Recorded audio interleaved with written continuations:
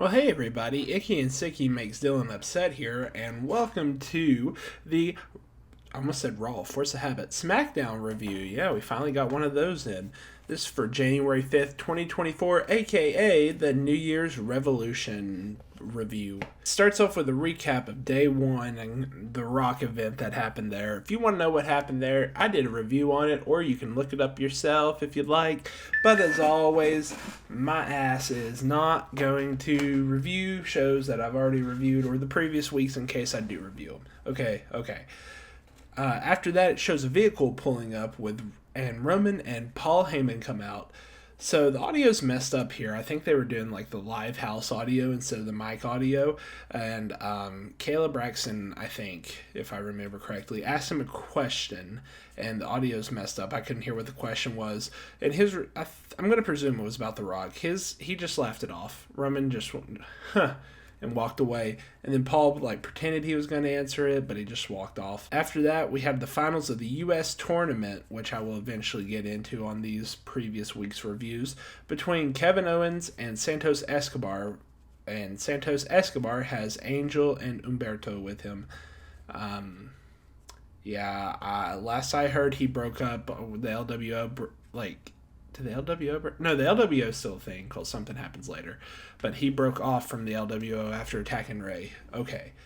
By the way, commentary tonight is Kevin Patrick and Corey Graves. They're the new SmackDown team since Triple H took over, and I don't know anything about SmackDown anymore, which is funny because SmackDown used to be my go-to show, and now it seems like it's Raw. Ramblings aside, though, I think right before the match starts, we get Logan Paul coming out, and he's going to be on commentary, which means I'm muting this whole episode, or at least this segment. Oh, by the way, Angel and Umberto got taken out by the LWO to even out the odds, so that way it's just a one-on-one match. I think that's cool that they're letting that story play over into other feuds. That's rad. And this match ends after 30-ish minutes with Kevin Owens as the winner. 4 stars. The Paul brother gets in the ring to cut a promo, and you know what? To be fair to this review, I at least listened to him. He's good at making me hate him, but I think that should naturally because I hate him. I didn't really care, to be honest, what he had to say, as opinionated as the world is. I didn't really care what he had to say. He got a generic, your team sucks wherever I'm at promo, but I guess that's all that was needed because, by the way, they're in Vancouver apparently. Kevin Owens ends up knocking him out with the cast on his hand. Apparently he received a cast on his hand one of these weeks. Commentary then plugs the main event and throws to a package for Randy Orton. After that package, they plug Bobby Lashley coming up next, and what I'm going to call is the Hurt Business 2.0. They're coming out to do a promo. They plug that Money in the Bank is going to be in Toronto, and apparently that week's shows are going to also be in Toronto. That makes sense. Then they do a promo with Logan Paul backstage about Kevin attacking him. He's like, "Oh, my face hurts," and somebody tries to ask him a question. I don't remember who, but Grayson Waller and Austin Theory immediately save him from having to answer questions, and Cameron Grimes ends up laughing at one of them. I think it was Waller, and Waller shoves him for that. And they almost get into a fight, but backstage personnel breaks it up. After that happens, it's 5 minute scruffle. Scruffle, is that a word? Scuffle. There we go. Lashley then talks about how 2023 was a tough year for Lashley, but at least, silver lining, he linked up with the Street Profits. And then he said his resolution is simple. For 2024, they are going to fight everything and anybody. Then Montez Ford gets on the mic and says that they're going to take advantage of every opportunity so that way they can grab the titles. They're going to take advantage of every opportunity to grab the titles. And then Dawkins gets on the mic and tells the Judgment Day to watch out. Then Lashley says that his goal is to become the Almighty again, and he officially declares himself for the 2024 Royal Rumble. I think this adds 4 or 5 men to the list, so there we go. Then you get a little blah blah blah blah, blah a noise thing, and then Karrion Kross and Scarlett come out, and then Paul Elroy tags on the side to he's returning. He's returning. That's the way to kill it, Dylan. Good job. Yeah, Paul Elroy is returning, and it makes me real happy. At that point, Lashley and the Hurt Team 2.0 is turned around. So AOP jumps them from behind, takes out Lashley outside. AOP takes out Lashley, throws him outside, and then beats down the Hurt Profits. That's what I'm going to call them, the Hurt Profits. He beats them down in the ring, and then Kross tells them to do the Super Collider. I miss seeing them. I miss seeing that move. It's so good to see Paul again. And then Kross gives Lashley this like pump handle that's modified into a power slam that also like has like the F5 spin to it. It's cooler than it sounds. To end the segment, 4 stars. I love Kross. I love everybody in the ring right now. 10 out of 10. So happy to see the original AOP back, and I'm glad that they're mercenaries. Thank you. I needed this. Then there's a video package for AJ. By the way, there's going to be a video package for all 3 of the men that are fighting later on tonight.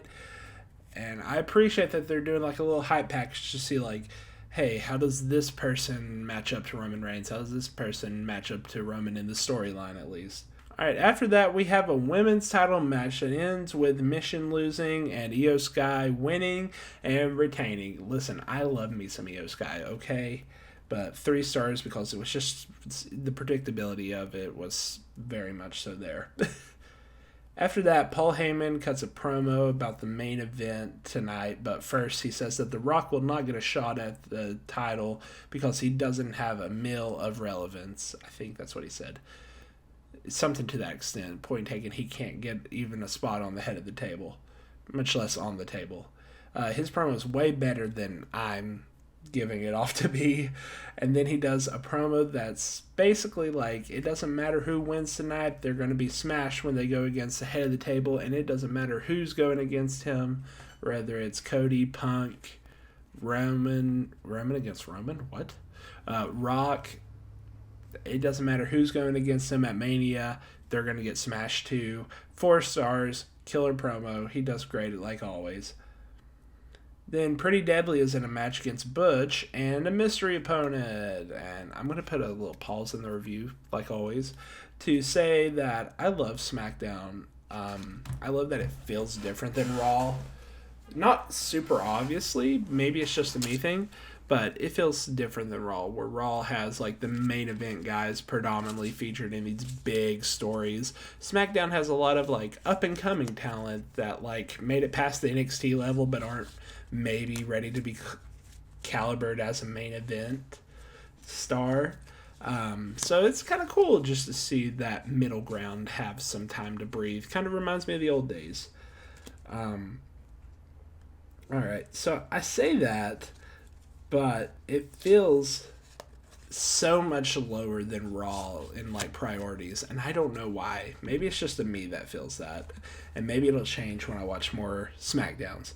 Alright, anyway, before this match, we go backstage to where Damage Control are hyping themselves up, like Bayley's running down like, hey, good job, and that in 2024 the Kabuki Warriors will win Tag Team Gold. And then Bianca says that Bayley isn't going to win the Rumble because Bianca's in it, and she's going to win, and she's challenging Io Sky at Mania for it when she wins. Dakota tells Bayley that as the leader, she needs to take care of Bianca, and that's where we end that segment. Alright, so we go back to the tag team match, which Butch is teaming up with who? We get Tyler Bates. Hey, I guess that's a return / main roster call up. I don't know how you would describe that, but I love this team. They look very similar to one another, like how they have their hair and their stature, but also they apparently have grown up together and had a lot of chemistry together, so that's cool. I don't know if they ever teamed together or not, or maybe they did and I know it, I just can't recall it right now. But I enjoyed this team. I could see this team go a billion times over.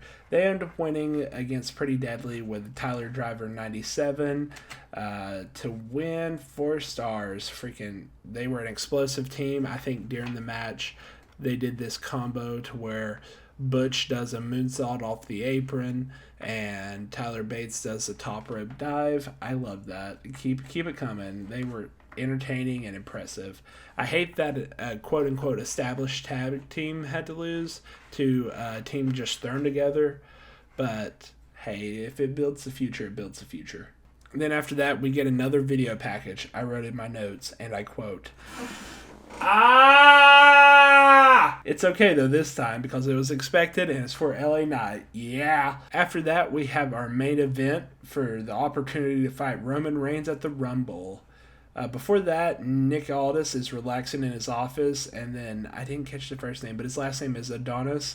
He comes in and says that he's hungry and he needs an opportunity. Nick says that he believes in him since day one and that he has some ideas for him. And they end that segment, and he's out for the main event. Nick Aldis is sitting at ringside for the main event, by the way. Before the main event, they do their normal run down the card for next week. I might stop mentioning that because it's kind of getting repetitive at this point. And then we get the main event. During this match, LA Knight gets busted open the hard way on something. I don't remember how they did it. And towards the end of the match, it was a great match, but unfortunately, the Bloodline and Roman Reigns ends up interfering in the match. They do a beatdown on everybody. Roman gets his finisher on all 3 of the men. Let's see, I haven't written down who got what. Roman gives Styles a powerbomb, and Knight gets a Superman punch and a spear. And Orton gets hit with a Samoan Spike spear combo. And then towards the end, Paul's walking away. Nick grabs his shoulder and he's like, "Don't touch me." And then Nick goes up to him and tells Roman when he's done celebrating, congratulations. And Paul cuts him off. He's like, "Congratulations for what?" And Nick tells him that he just earned himself a fatal 4-way match at the Royal Rumble. God, that's such a cool... Yeah, he's such a cool boss. I love it. No, really, though, that was kind of cool. That was dope how he worded that. 4 stars. So this is my first SmackDown probably since the Vince era. So I'm going to give this a 4-star show for the same reasons, honestly, I give Raw 4 stars. It was a freaking killer show. I didn't hate it. I sat through it all. There were some matches that were predictable, but like I say, predictability is good sometimes. Alright, hey, that's just my opinion. You know what? I gotta take this time real quick to say thank you. My last video, I hate being that guy on YouTube, but really, my last video had some killer views on it. I appreciate you all for giving me that point. Thank you. If you want to tune in to more, I'll be back tomorrow, I believe. I got SmackDown from tonight, and I got a little thing in the bag. I'll see if I can pull out. If not, just forget I said that. Anyway, I'll see you tomorrow for 1 to maybe 2 videos. Anyway, bye-bye!